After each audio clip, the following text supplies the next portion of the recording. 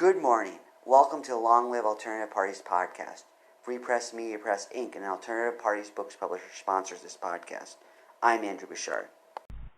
Welcome to the Long Live Alternative Parties podcast. Today, we have another exciting guest on this podcast like we always do. He happens to have the same name as mine. His name is Andrew, and he's from the state I used to live, Wisconsin, and he's representing the Meritocracy Party. So welcome to the podcast, Andrew. Good morning. Good morning.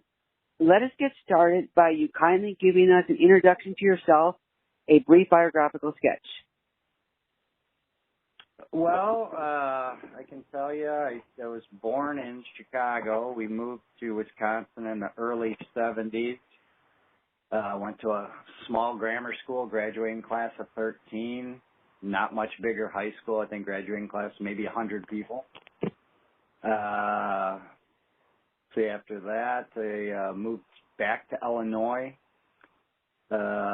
Lake Forest, worked at Lake Forest Hospital. They paid for my first college degree.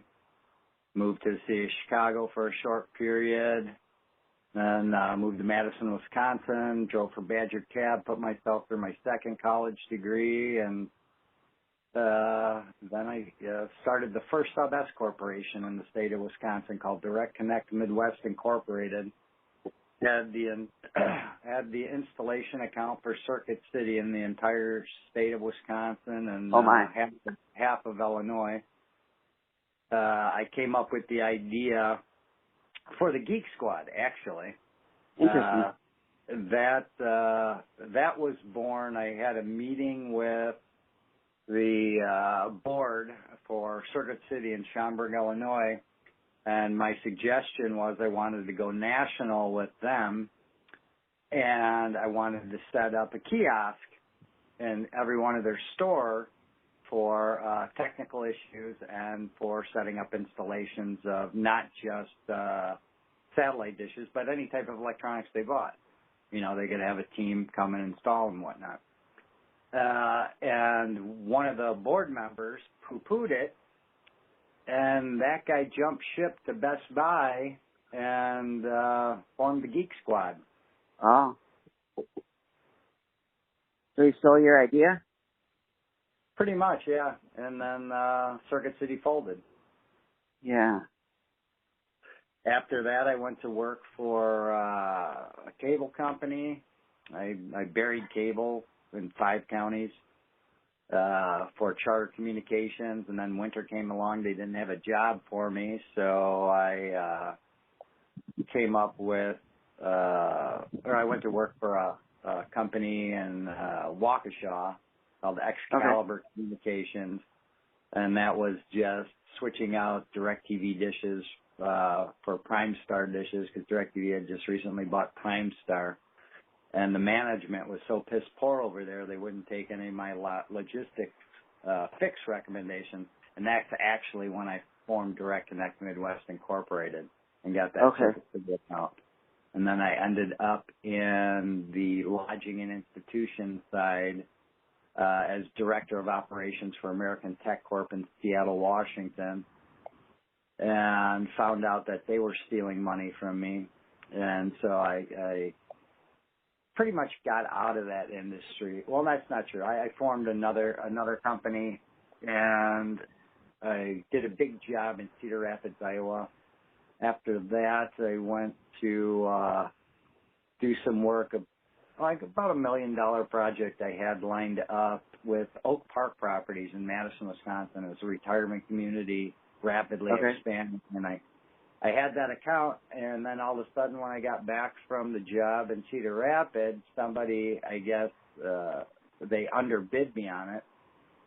And so I got out of that industry pretty much completely because I was just tired of all the nonsense. And then I got a call from Pam Lawler, who is the executive vice president of sales for, well, AT&T now, but it was DirecTV at the time. And she put me in touch with this little family business in, what is it, Kaukauna, Wisconsin, called R&R Technologies. They had been on residential end of DirecTV for years, and Pam wanted me to set up a lodging and institutions division for them. So I did that with the agreement that I get 25% of all profit and the same in residual income. And I called my lawyer, Glenn Seiden in Illinois, and I'm like, Glenn, can you write up this contract for me? And he's like, Andrew, you're in Wisconsin. Verbal contracts are binding. Don't worry about it. Don't waste your money. So I'm like, okay, fine. Then I set up them with the largest account in industry history, Aurora Advocate. It was 860 facilities, and they probably had 1,200 satellite locations. My commission was supposed to be $4.6 million and almost $40,000 a month in residual income. And instead, I was let go by the company. And when I called my lawyer to let him know what went on, he's like, oh, there's nothing we can do about it. You should have had a contract. So now I'm in storm damage restoration for a company in Wakanda, Illinois called, oh my God, how am I not remembering? Elevate Construction. Okay. So I heard you say you started the first, what you say, S Corporation in Wisconsin? Correct. Interesting. So that's a fairly new structure for organizing corporations in Wisconsin then? It was, yes. Okay. So why did you decide to go with that form of business versus a C Corp or LLC? Was LLC around then? It was. Okay. But the S Corp basically gave you all the benefits of both a sole proprietorship and a corporation. Oh, okay. It's kind of a hybrid. Sure. Yeah, a lot of people like the S Corp from what I hear. Yeah. But I actually 10 years ago is when I formed this political party. And okay.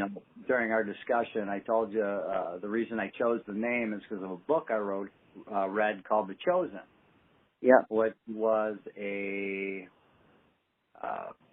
book written about the admissions to the Ivy League schools, the history of admissions and excluding or discrimination against women, black people, and Jewish people. And if you ever heard the term the devil's in the details, you'll find out in reading this book that the educational system was set up by the Ivy League, which is also the first corporations in our country. The very first corporation in our country. And they set this up not to educate anybody. I mean, at the time, I think people had like maybe a first grade education, if that. It was to placate the poor and keep them occupied, giving them false hope that through their own merits and education, that they'll achieve the same level of wealth as the aristocrats. And they coined the term meritocracy to define the lie they created. And that's true till this day. Okay, so it hasn't changed over the years. No, and that's all literally documented in the meeting of the minutes of the Ivy League. Okay. So that and little tidbits like George Bush got his degree from Yale with an average of 47. Any school I've ever gone to, you get below 60, you fail. But I guess his name's Bush, you get a degree from Yale. Sure. So if you'd like, I'll read the 9 bills that I created at the time that are the platform of the party. Yeah, that'd be perfect. And I think they hold true to this day. All right. Yeah, let's hear them. All right. The first one, the preamble is, I believe in order to represent the country's best interest objectively and fairly, an elected official or person in position of authority, civilian, military, or otherwise, must come from any higher than middle class. It just makes sense that the middle class and below consist of the vast majority of the population. To be able to truly address and see what the country's needs are, these positions should be filled only by those seeking to serve their country. This bill is intended to eliminate the ability for any of these people to profit financially from their position and to seek out those who truly feel only a desire to better their community, their cities, and their country. This bill is also intended to cover the problems with special interest groups such as lobbyists and total campaign reform, allowing for fair election process by the people for the people of our fine country. Now, the body of the bill. Number one, no person above the middle class shall be allowed to run for political office or be allowed to have or hold any state or federal positions of authority over civilians such as police of any kind or military. Number two, no elected official shall be allowed to draw a salary or benefits greater than that of its poorest citizens. 3, no elected official is allowed to profit from and or represent a business in any form. Number 4, no elected official may receive gifts or donation of any kind, and campaign must be run on a tax, and the campaigns must be run on tax dollars alone. Number 5, campaigns will be funded by tax dollars alone, with each person running having equal access. And what that one represents too, right, is that it's not going to be about who has the most money or who puts on the best show. It's going to be about who has the best ideas. You understand? Sure. That's covering. And number 6, no political commercials will be allowed, with exception of being information as to time and location of debate, and the information given must be all on candidates. Wow. Number 7, political candidates shall only be allowed to advertise what their individual plans are, and only at set times and selected formats where all candidates do the same. Number 8, political candidates shall never be allowed to address opponents' plans or views. They must stand on the merit of their own plans and views alone. That's the first bill. Number 2. I'm sorry, go ahead. Oh, I'm sorry. No, what was your question?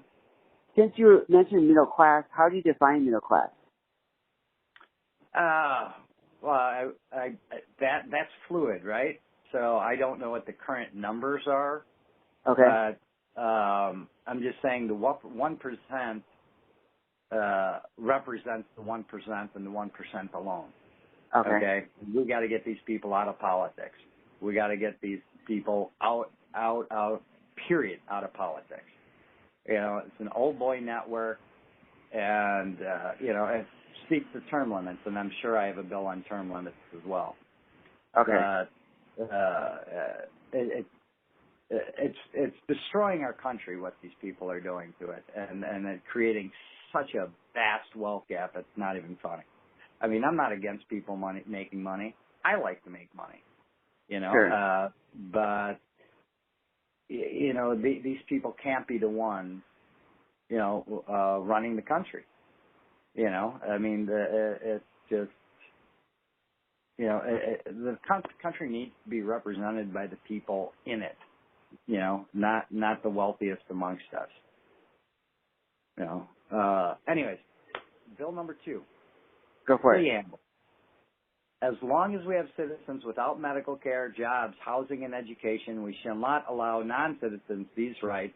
This bill is intended to put the needs of the citizens of the United States above foreign interests.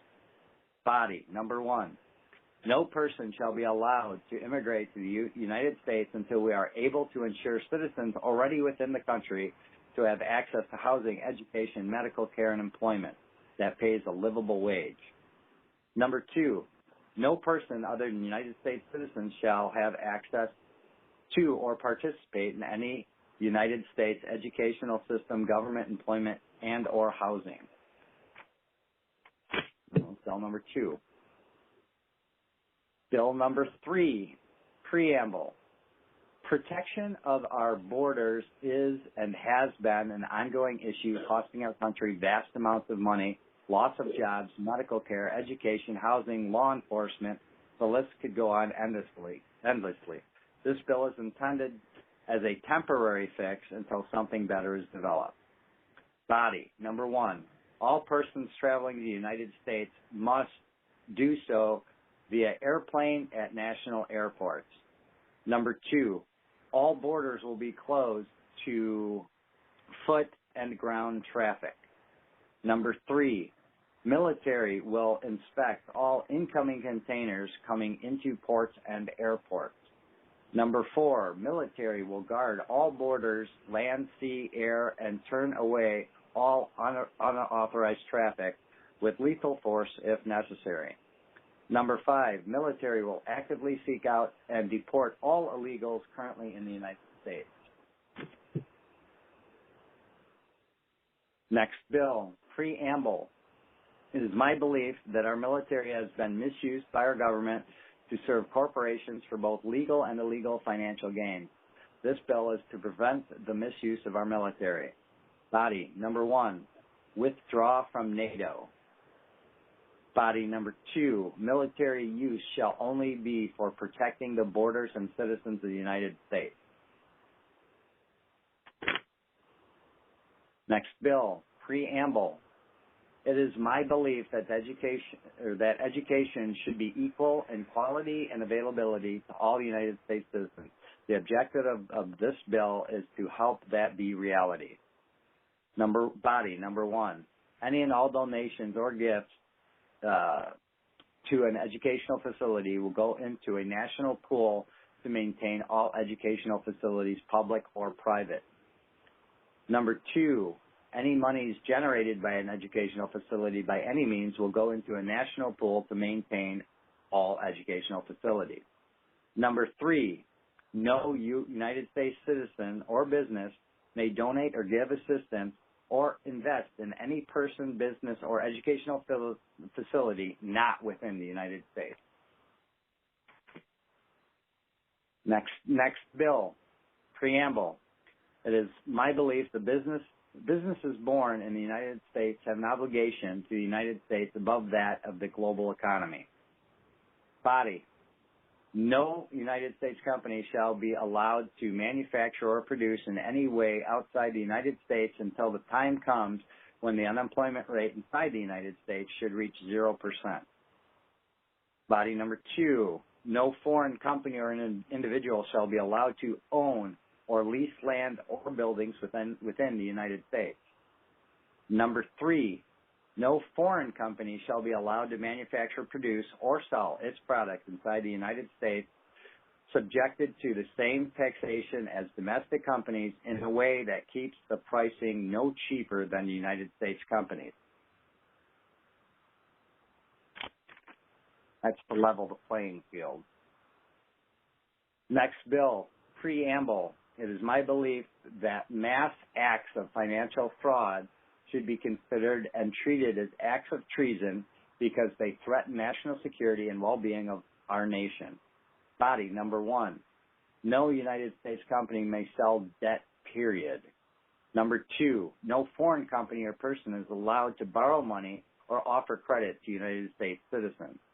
Number 3, all United States citizens shall be subject to the exact same interest rates on credit cards, home and auto loans. In fact, credit or loans of any kind may not exceed 3% fixed on any amount. Number 4, any act of financial fraud or crimes against a large number of United States citizens shall be considered and treated as an act of treason.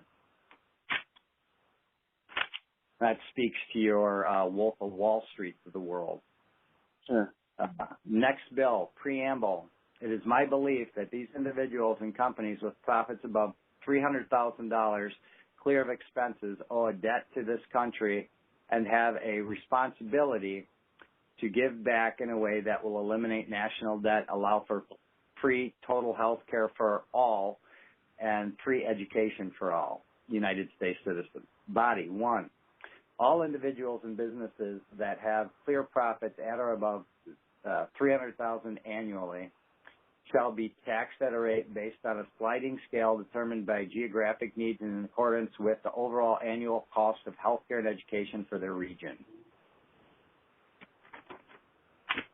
And the last one, preamble. I believe that every citizen, regardless of sex, race, religion, or educational background, is entitled to the right to earn a bare minimum of a livable wage. Body, number one, no business shall pay its employees less than a livable wage or contractors. Number two, the livable wage shall be determined on a sliding scale based on a cost of rental and mortgage pricing. The equation is determined livable wages as followed. Monthly mortgage costs are basically all your bills over 40. So minimum livable wage home buyers, and this is per hour, and same with rent. So you basically you want to take you're taking all your bills for the month, right? And you want to be able to pay them within a week's wage. So all your bills for the month divided by 40 being a 40-hour work week. Okay? This is something that was taught me by my father at a young age. If you want to get ahead and you want to retire comfortably, you have to make enough in a week's worth of work, pay all your bills for the month. So you have 3 weeks of discretionary spending or investment money. Oh, wow. That's good. That's good. So I have some questions. I'm sorry. Go ahead. I think all of that holds true today. You know, I do have some questions about your platform. Is the 300,000 number, is that a matter of you needing to set something? Did it come through some calculations, or how did you arrive at that number? Well, I just looked at, I wanted to be, I didn't want to be unfair. You know what I mean?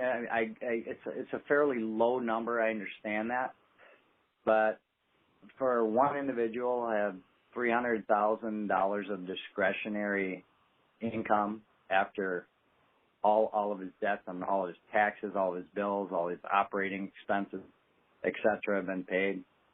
I believe, a portion of that should go to a national fund.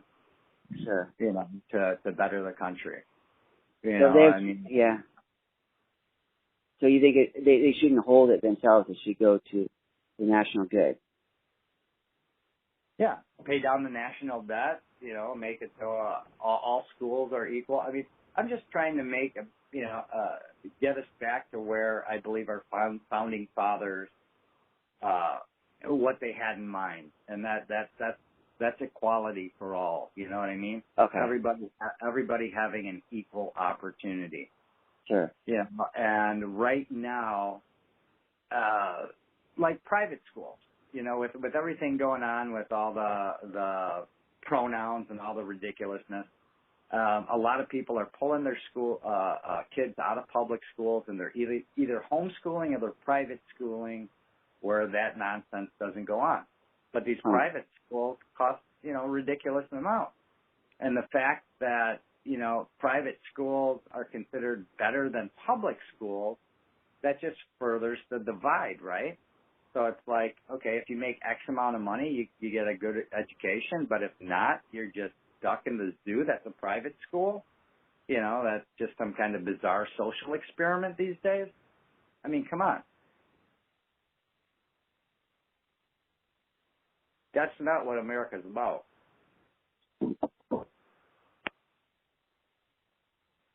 So given your planks about immigration, does that directly relate to meritocracy, or is that something indirectly related to meritocracy?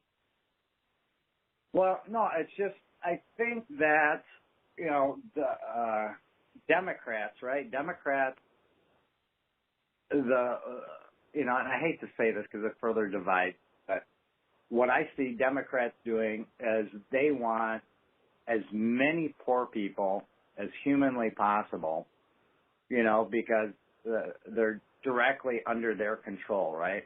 Okay. Let's give you for instance. I dated this gal after my second college degree. She was a single mother, right? Yeah. Now, if she was on, state aid, she had all this welfare. And this is in Wisconsin. She lives in Middleton. You know where Middleton is. And I come to find out, if she goes to a doctor and the doctor makes a suggestion on some pharmaceuticals her or her daughter should take, based on this doctor's opinion, and whether the doctor's opinion is legit or just lining its pocket. If she did not do what the doctor said, she lost all benefit. Oh my. Okay. So that's how that works, right? So poor people that are, require Badger Care or whatever type of government subsidy, right, now are no longer free to choose what they do with their own health or with the health of the children. All right, they're given a directive by a doctor that, like I said, may or may not be legitimate. If they don't follow it, they lose all their benefits. That's sick. And how that no news stations put this on blast. And here's another fact is our military. Same thing. They get treated just like poor people. Okay? If they get a recommendation from a VA doctor and they don't take it, guess what? They lose all their benefits. Ugh. And so there's a reason why we have 12% of the world's population and we consume 75% of the world's pharmaceuticals. It's because it's being force-fed on people. Huh. And something I've witnessed in our retirement communities, because that used to be my bread and butter, lodging and institutions. I've been in retirement communities all across the country. And I don't care, the cheap seats and the most disgusting one you can think of are like $3,000 a month, or were back in 2009. And then the expensive ones were like $20,000 a month. And it didn't matter which one you were in, you still had a large population of these people that were just invalids being force-fed like 37 to 40 different medications a day. It's like Soylent Green, and it's like I witnessed all these things firsthand. And when do you see any of what I just said on the news? You never will. Things have to change. It's disgusting. Sure. Also about the minimum wage thing, some people are going to say that the minimum wage is not going to hurt the corporations because they have plenty of money, but it's going to hurt small business people who are barely getting by. So how would you respond to that? Well, here's the thing, is I'm not talking all jobs. Oh, okay. I'm talking actual career jobs. Okay? There has to be a separation between a career job and somebody stocking a shelf at a effing Walmart or somebody slinging a burger at McDonald's, because those jobs were not intended to be career jobs. Okay? Oh, they're not. Those jobs are intended to teach children a work ethic or to give a retired person something to do because they're bored. Not intended to be a frickin' career. Oh, okay. Interesting. So you think society is treating those as other jobs, and that's causing a lot of trouble? Yeah, exactly. 100%. It's an embarrassment. Someone working at Taco Bell is supposed to make $20 an hour? Bullshit. Pardon my French. That's not a job you're supposed to raise a family on, okay? It isn't.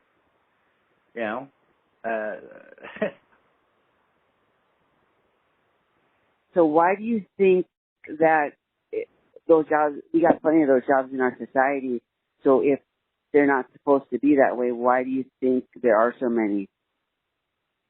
I think go back to meritocracy? There are so many because the powers that be, have moved all the manufacturing over to, countries where it's so much cheaper for them to manufacture. So all our manufacturing jobs, are just eliminated, and then they get further eliminated by automation. Okay. and we need to get back to manufacturing in the United States. That's why one of my bills speaks directly to that. No American company will manufacture outside the United States. We're done. It's done. You had a long stretch of screwing over the company for your profits. Now it's time to get back to your country and start manufacturing here again. Okay. So you're calling these bills, so these would be bills for Congress, right? For Congress and Senate? 100%. Like I said, I tried to present them at my state capitol, and that's when I found out only congressmen, senators, or lobbyists can present bills. So they wouldn't even look at them. Oh, no. Let's hope somehow that they will get out to the people that need to get them. Well, the only way I could do that is get elected to Congress or Senate or become a lobby. And I don't have that kind of money to become a lobby. Okay. Do you want to run for office, or is that not appealing to you? I shouldn't say it's not appealing. What's not appealing about it is I just don't feel... I feel we've been under a rope-a-dope, right, for years. I'm talking since they murdered Kennedy, right? Remember we're supposed to get those files? Remember the Kennedy files that were all supposed to be released, unredacted? Remember those? Have you seen them? No. Yeah, nobody has. It's like, forget about that. Because the fact is, they murdered that president. And since they got away with that, I think they just take turns lining each other's pockets and play good cop, bad cop, right? So, one term it's going to be the Democrats are good cop and the Republicans are bad cop, and then the next term they switch it around. They just keep flip-flopping it. And I think behind closed doors, I think they're all laughing their asses off, rubbing elbows together, sipping martinis, and laughing all the way to the bank. So why do you think they killed Kennedy? Some people say it was because of his wanting to make the dollars back by silver. Do you think that's why, or do you think there's something else, or was that part of it? Well, I'm not entirely sure. I can tell you I have a unique perspective because my family was primarily Democrat, like growing up. I mean, I was friends with Amy Carter. I was pen pals with Amy Carter. We spoke on the phone. I was my family was invited to Carter's inaugural ball. And then my dad passed in 1981, and I had found a secret compartment in his desk with a bunch of passports, credit cards, CIA documents. And I believe my father was the liaison from the CIA to the Chicago outfit during the Kennedy administration and after. And what makes me say that is we had a little lake house in Camp Lake, Wisconsin. The vast majority of this neighborhood was owned by Sam Battaglia. And he was a regular. Both Sam Giancana and Sam Battaglia were regulars at our lake house and out in my dad's boat. And I didn't know they were heads of the Chicago mob. I called them both Grandpa. I was best friends with Grandpa Battaglia's grandson, Dennis. We both went to this little grade school together, Trevor Grade School. He gave us a Tommy gun to bring in the second grade show and tell. He gave us the Carcana, the one that supposedly killed Kennedy, right? The one that sniped Kennedy in a moving vehicle, to bring in the third grade show and tell. And I think he was sending a message to the government, and I think the government responded by killing him, because I think he was dead within a week of that. But I can tell you that weapon could not hit the side of a house at 20 yards, okay? Because the bullet outside the casing was almost 2 inches. So it did exactly what it was designed to do. As soon as it left that barrel, it went all over the place to hit as much stuff as possible. you could not shoot that weapon in a straight line. So the idea that that's what Lee Harvey used to hit anybody in a moving vehicle from an elevated position at a couple hundred yards away is from a physics standpoint completely ludicrous. It's impossible. But you never hear anyone talk about that. Huh.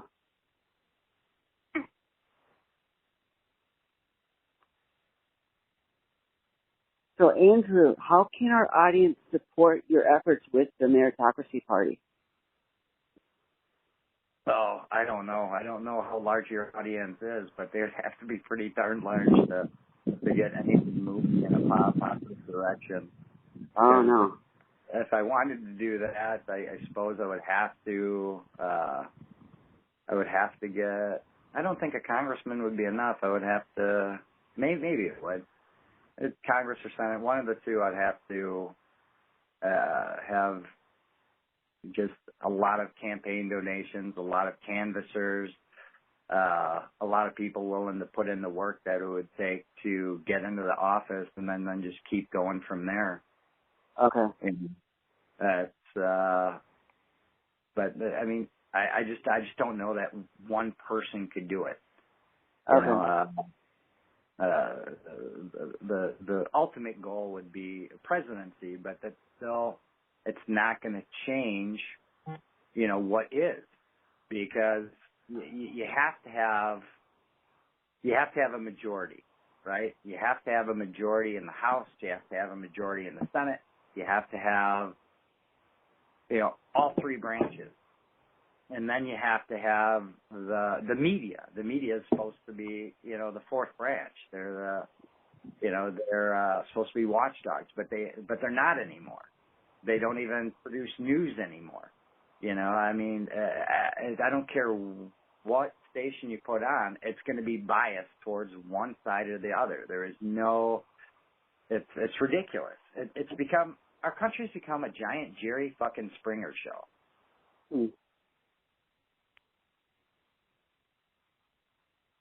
So, I don't know what the answer is. Okay, fair enough. So I found you on Facebook. Do you have a Facebook page? Do you have a website for this, or is the Facebook page the best place if someone wants to learn about it?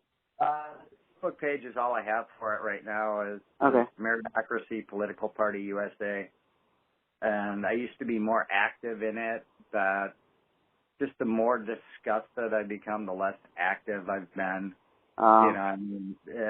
It's a lot. A lot of stuff out there, like Fauci, for instance, right? With the COVID, a lot of people. Do you remember WikiLeaks? Yeah. Snowden, remember that? Yeah. Well, part of WikiLeaks was a film or a video clip of Bill Gates addressing the Department of Defense on a bioweapon that he developed to attack the VMAT gene, which he said is prevalent in religious people.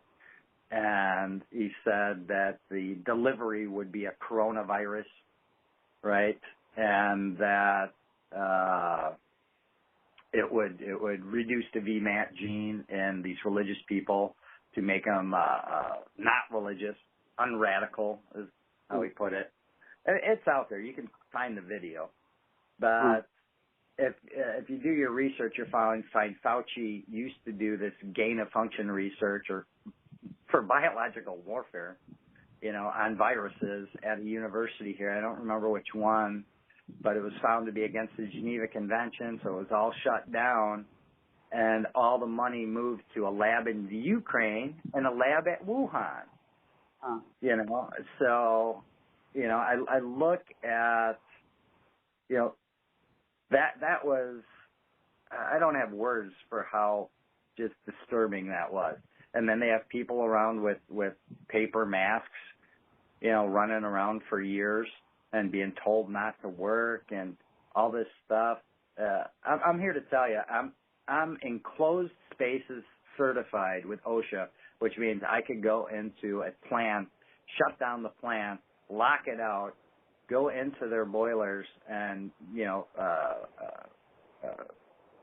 determine what needs to be done to keep them functioning properly and safely within parameters, etc. If I were to go into a boiler with one of those paper masks, I would get a $10,000 fine from OSHA and lose my license. Okay? You know why? Because those little paper masks won't stop the particulates that are 100,000 times larger than a virus. I mean, it's just like they stopped using science. And it's like everything's politicized. It's a real scary place that we're in our country right now, where they don't even know what gender is. Trying to say gender is a construct of society.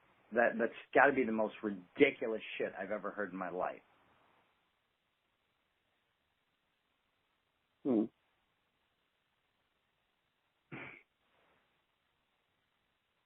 It's like they're throwing science, facts, biology, just all out the window.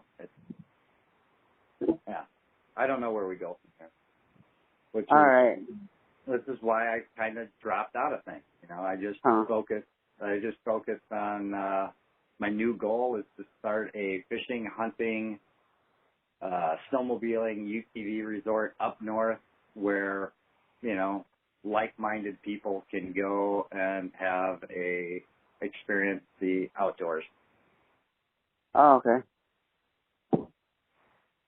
We wish you luck with that. Hopefully it goes well for you. No, we'll see. All the markets are upside down.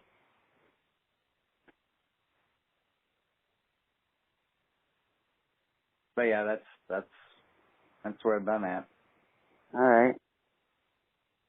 Andrew, we thank you for coming on the podcast today and talking about your views in the Meritocracy Party. Oh, it was nice speaking with you, Andrew. I appreciate it. All right. We wish you all the best in that endeavor you're going in and also your other endeavors. Thank you. All right. Take care. All the best. You too, Andrew. Bye-bye.